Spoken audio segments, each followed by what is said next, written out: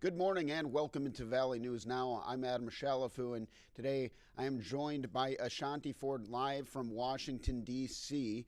And of course, everyone in the nation knows tomorrow is Election Day. Ashonti joining us for a little bit of last-minute information on the presidential election. Ashonti, thank you so much for joining us. How are you doing today? I'm doing great. It's just, it's going to be a busy week, right? So this is the calm before the storm. Absolutely. Couldn't have said it better myself. Now, Ashonti, I know that there have been final messages from both former President Donald Trump and Vice President Harris. What kind of lasting message are they leaving with voters as they get ready to hit the polls? Well, for VP Harris, her main message is that it's time to stop pointing the finger and move forward with solutions. And then on the other end, former President Donald Trump is, his message is really that VP Harris broke this country and he's the person to fix it. So I would say outside of their final promises for the American people, things like lowering taxes, coming up with new solutions to address issues at the border, they're both really working to reiterate why the other candidate is not fit to run the country. Former President Donald Trump really working to link VP Harris to the issues that voters have voiced about the Biden administration, specifically over the last 4 years, right? Because VP Harris, she's been a part of that administration. And I would say Trump is really using the economy to draw attention to that. Big question there is, how is she going to be different? And then on the other end, VP Harris, she's all about moving forward, coming up with solutions, as she says leaders do, as opposed to exploiting problems, which she feels the former president does. She has called him reckless, and she's used the riot on January 6th to highlight that. She's also really honing in on some of his less favorable comments, specifically for the female, for the woman demographic, in terms of women's health, women's rights, pointing to his part in overturning Roe versus Wade. So now, we wait to see what the voters decide. And it's been a very busy, crowded campaign trail. Where are the candidates focusing on today and tomorrow?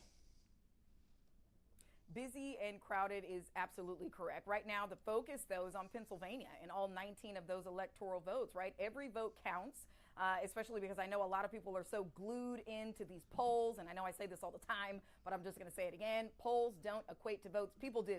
So if you have not already put in your vote with early voting, which, by the way, got about 75 million votes, you need to vote tomorrow. You need to be ready to vote. Make sure you check out what location you need to be at. So both candidates are set to be in Pennsylvania today. And for a little history on the state of Pennsylvania, it was crucial back in 2020 when President Biden won, right? So for the past few weeks, both Harris and Trump have been boots on the ground, spending a lot of time there.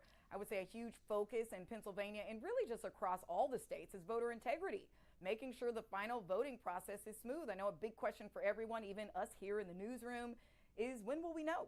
How long is it going to take to count all those votes? But again, it's hard to give an exact answer on that because the early voting period alone gathered again about 75 million ballots. That's record breaking for a lot of these states. And for most of these states outside of Georgia and maybe a couple others, they can't even start counting those early voting ballots until tomorrow. So we can expect a very busy next few days for election workers. Everyone has kind of anticipated a very close race between these two candidates. And so I'm sure Trump and Harris will be kind of waiting on the edge of their seats there. Where will they be watching for the results tomorrow night?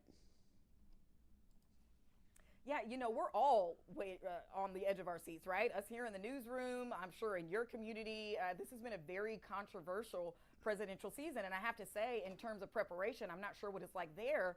But here in D.C., I started seeing this probably last Tuesday or Wednesday. Several businesses are already starting to board up their windows in anticipation of riots, either tomorrow or on Wednesday.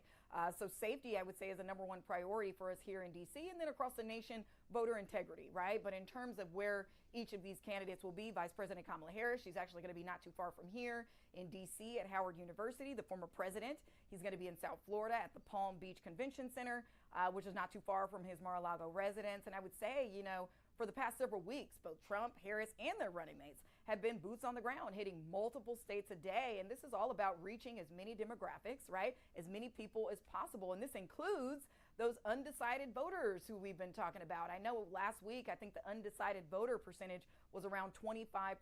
So right now, they're both just bracing themselves for what is going to be probably one of the most crucial decisions in this year's very controversial political season. And even though I have to say 90% of the polling booths, they do close before midnight tomorrow. Again, there's no timeline on when election officials will have that final decision. And just to note, tomorrow, Tuesday, Polls are set to open in Maine around 6 a.m. Eastern time, and they'll close in a small town in Alaska called Adak at midnight.